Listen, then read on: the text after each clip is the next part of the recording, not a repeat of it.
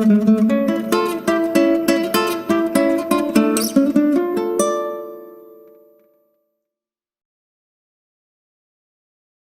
Students, আশা করি তোমরা সবাই খুব ভালো আছো।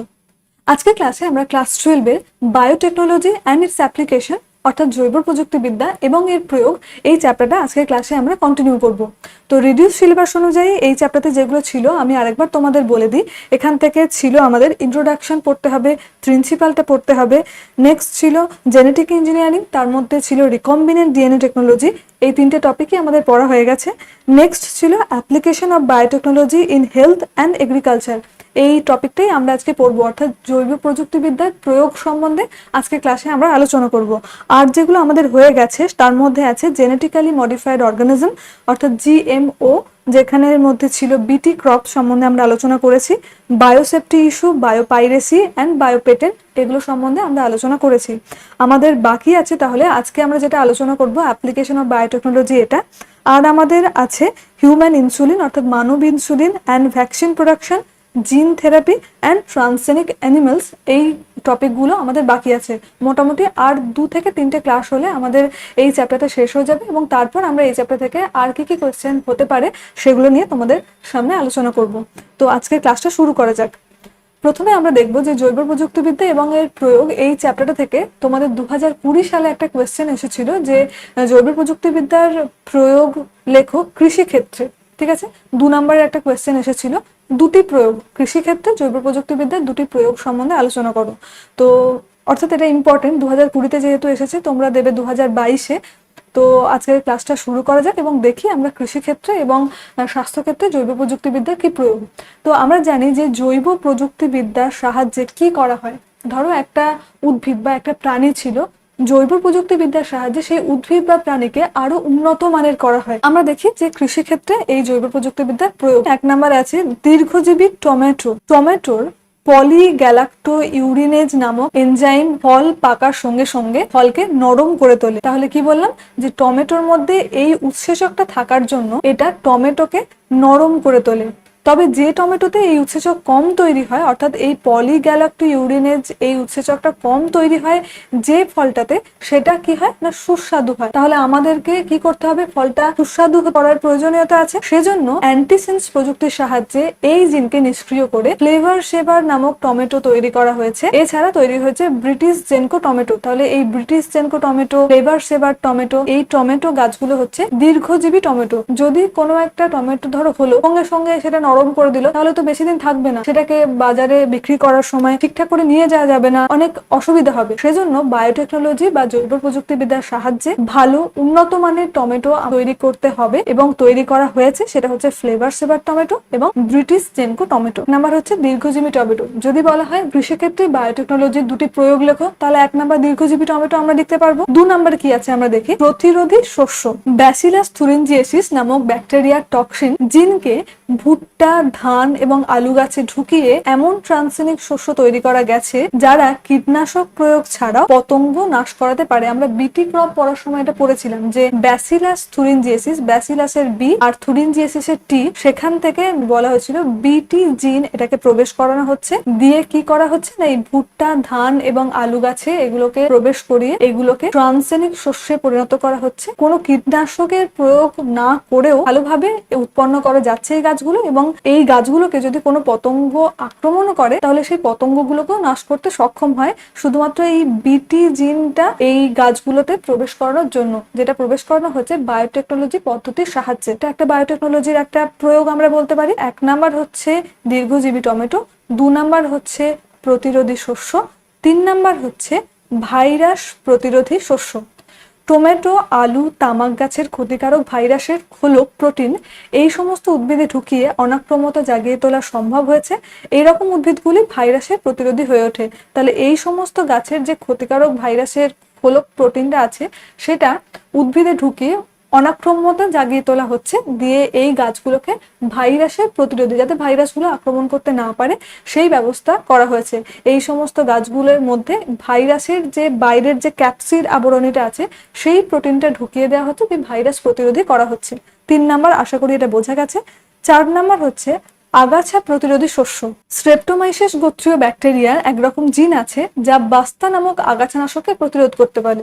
তাহলে স্ট্রেপ্টোমাইসিস নামক ব্যাকটেরিয়ার যে জিনটা আছে সেই জিনটা বাস্তা নামক এক ধরনের আগাছানাশককে প্রতিরোধ করতে পারে। এই জিনটা টমেটো, আলু, ভুট্টা, গমের মধ্যে ঢুকিয়ে এই বাস্তা প্রতিরোধী শস্য তৈরি করা সম্ভব হয়েছে। তারপরে কি হচ্ছে না, এই আগাছানাশককে মানে প্রতিরোধ করতে পারে, সেজন্য এটাকে ঢোকানো হয়েছে। ফলে এই সকল শস্য ক্ষেত্রে নিশ্চিন্তে আগাছানাশক ছড়িয়ে সেগুলোকে নষ্ট করা যায়, কিন্তু গাছের কোনো ক্ষতি হচ্ছে না।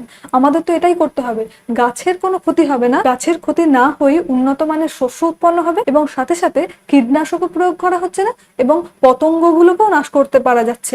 সমস্ত কাজটাই একবারেই হচ্ছে এবং সেটা সম্ভব হয়েছে একমাত্র এই জৈব প্রযুক্তিবিদ্যার প্রয়োগের সাহায্যে। 5 নাম্বার, পেস্ট প্রতিরোধী শিম্বি গোত্রীয় উদ্ভিদ। এখানে দেখি কিভাবে বায়োপ্রযুক্তি এখানে অ্যাপ্লাই করে কিভাবে এই পেস্ট প্রতিরোধী শিম্বি গোত্রীয় উদ্ভিদ তৈরি করা গেছে। তো ব্যাসিলাস নামক ব্যাকটেরিয়া থেকে একরকম বিষাক্ত রাসায়নিক দ্রব্য প্রস্তুতকারী জিন রাইজোবিয়ামের মধ্যে ঢোকানো গেছে। তাহলে এখানে কি দেখলাম, ব্যাসিলাস নামক এক ধরনের ব্যাকটেরিয়া ছিল যেটা হচ্ছে একটা দণ্ডাকার ব্যাকটেরিয়া। সেই ব্যাকটেরিয়াটার থেকে এক ধরনের বিষাক্ত রাসায়নিক দ্রব্য প্রস্তুতকারী জিন আছে, সেটা রাইজোবিয়ামের মধ্যে প্রবেশ করানো হচ্ছে।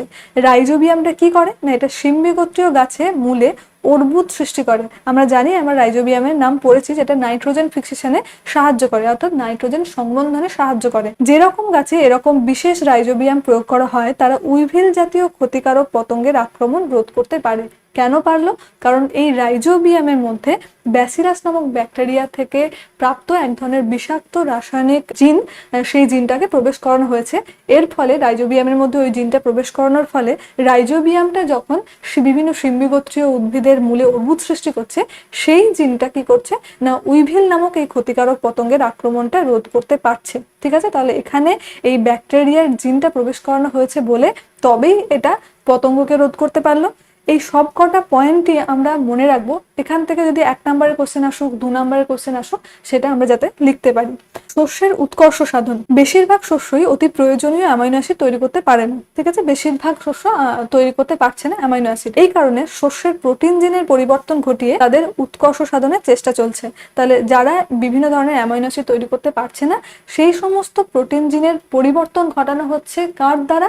বায়োটেকনোলজি প্রয়োগের মাধ্যমে, বায়োটেকনোলজি অ্যাপ্লিকেশনের মাধ্যমে। 7 নাম্বার হচ্ছে ম্যাস্টাইটিস। গরুদের ক্ষেত্রে বাঁটে ম্যাস্টাইটিস হলে দুধের উৎপাদন কমে যায়। তাহলে এখানে রোগটার নাম হচ্ছে ম্যাস্টাইটিস। ল্যাক্টোফেরিন নামক এক ধরনের উৎসেচকের অভাবে এই রোগটা হচ্ছে গরুদের। ল্যাক্টোফেরিনের জন্য দায়ী জিনটি গরুর মধ্যে ঢুকিয়ে ট্রান্সজেনিক করা হয়। এই ল্যাক্টোফেরিনের অভাব হচ্ছে, তার ফলে এই রোগটা হচ্ছে। তাহলে ল্যাক্টোফেরিনের জিনটা যদি এর মধ্যে প্রবেশ করানো যায়, তাহলে যে ট্রান্সজেনিক প্রাণীটা সৃষ্টি হচ্ছে, যে গরুটা সৃষ্টি হচ্ছে, তার মধ্যে এই ল্যাক্টোফেরিনের উৎসেচকের অভাবটা ঘটবে না। ফলে গরুর অপত্য এই জিন উত্তরাধিকার সূত্রে লাভ করছে, ফলে গরু ম্যাস্টাইটিস প্রতিরোধী হয় এবং বেশি দুধ দিতে পারে। তাহলে এই উৎসেচকটা যে উৎসেচকটার অভাব হচ্ছে, সেই উৎসেচক সৃষ্টিকারী জিনটা এর মধ্যে প্রবেশ করিয়ে ট্রান্সজেনিক অ্যানিমাল বা ট্রান্সজেনিক প্রাণী তৈরি করা হচ্ছে, যার ফলে ওই ল্যাক্টোফেরিন উৎসেচকটার কোনো অভাব হচ্ছে না, ফলে ম্যাস্টাইটিস রোগ হবে না।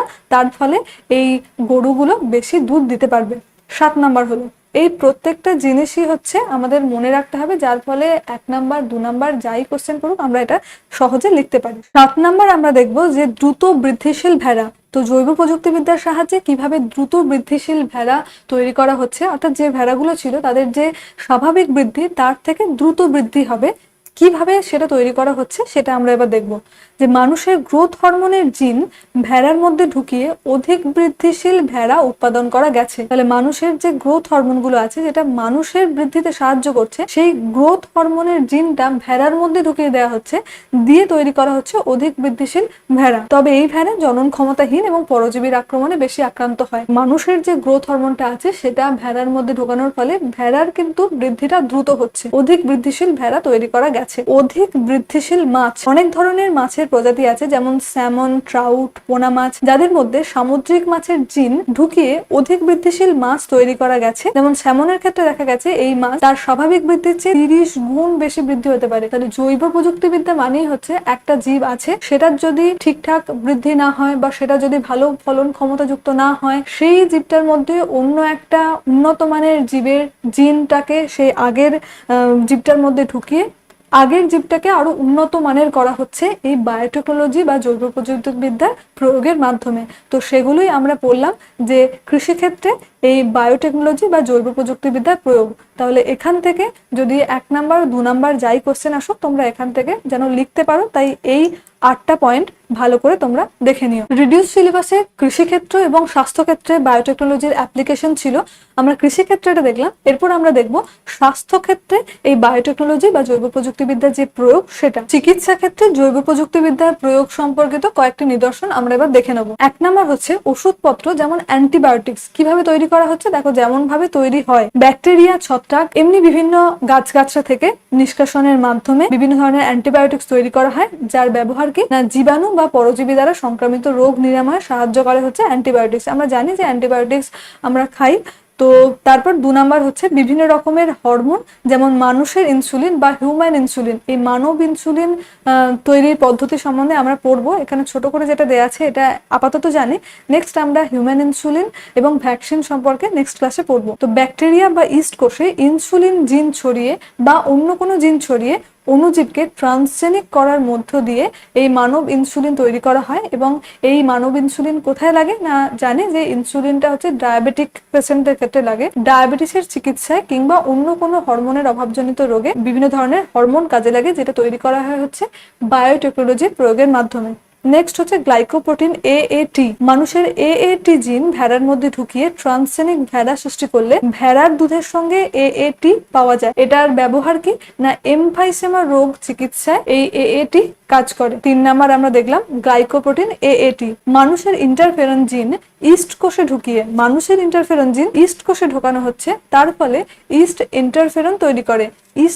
ইস্ট ইন্টারফেরন তৈরি করবে, এটার কাজ কি না অনেক ভাইরাসের আক্রমণ প্রতিরোধ করতে পারা যায় এই ইস্ট ইন্টারফেরনের সাহায্যে। Next 5 number vaccine. রোগ সংক্রামক জীবাণুকে, অর্থাৎ যে জীবাণুটা রোগ সংক্রামিত করছে সেই রোগ সংক্রামক জীবাণুকে নিষ্ক্রিয় করে ওই নিষ্ক্রিয় জীবাণু মানবদেহে ঢোকালে মানুষের অনাক্রম্যতা উদ্দীপিত হয়। ঠিক আছে, এইভাবে তৈরি করা হচ্ছে ভ্যাকসিন। নেক্সট ক্লাসে আমরা মানব ইনসুলিন আর ভ্যাকসিন সম্বন্ধে আরো ভালো করে আলোচনা করব এবং এটার ব্যবহার কি না গুটি বসন্ত প্রতিরোধে ভ্যাকসিনের ব্যবহার, হেপাটাইটিস, জলাতঙ্ক প্রতিরোধেও এই ভ্যাকসিনের ব্যবহার করা হয়।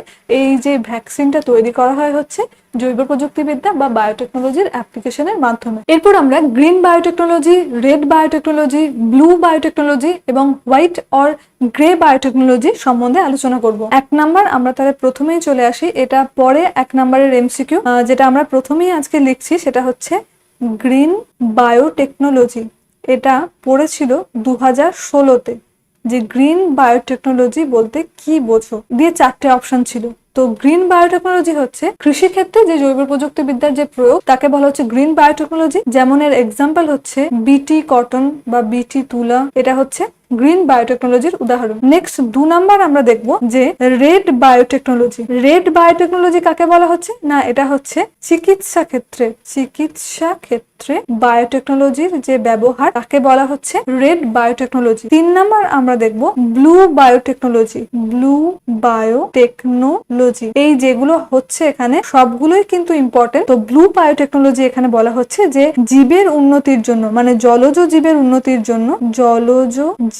উন্নতির জন্য যে জৈব প্রযুক্তিবিদ্যা প্রয়োগ করা হয় হচ্ছে তাকে বলা হয় ব্লু বায়োটেকনোলজি। জলজ জীবের উন্নতির জন্য, শুধু এটুকুই লিখছি, যে জৈব প্রযুক্তিবিদ্যার ব্যবহার হয় তাকে বলা হচ্ছে ব্লু বায়োটেকনোলজি। নেক্সট আর একটাই আছে, সেটা হচ্ছে হোয়াইট অর গ্রে। তাহলে কি বললাম, একটা হচ্ছে হোয়াইট অর গ্রে বায়োটেকনোলজি। এটা কাকে বলা হচ্ছে না এটা হচ্ছে শিল্পক্ষেত্রে যে বায়োটেকনোলজির ব্যবহার হয় আর কি তাকে বলা হচ্ছে হোয়াইট অর গ্রে বায়োটেকনোলজি। তো এই 4টে জিনিস আমাদের মনে রাখতে হবে। এখান থেকে যেভাবে কোয়েশ্চেনটা আসবে সেটা হচ্ছে এখান থেকে MCQ আসতে পারে। যেমন 2016-তেই কোয়েশ্চেনটা এসেছিল যে গ্রিন বায়োটেকনোলজি সম্বন্ধে, মানে গ্রিন বায়োটেকনোলজি বলতে কি বোঝো, কৃষিক্ষেত্রে জৈব প্রযুক্তির ব্যবহার, চিকিৎসা ক্ষেত্রে, নাকি শিল্পক্ষেত্রে, নাকি জলজ জীবের উন্নতির জন্য। তো সেখানে যদি আমরা এই জিনিসগুলো জানি তবেই আমরা বলতে পারবো যে এটা হচ্ছে কৃষি ক্ষেত্রে বায়োটেকনোলজি যে প্রয়োগ সেটাকে বলা হচ্ছে গ্রিন বায়োটেকনোলজি।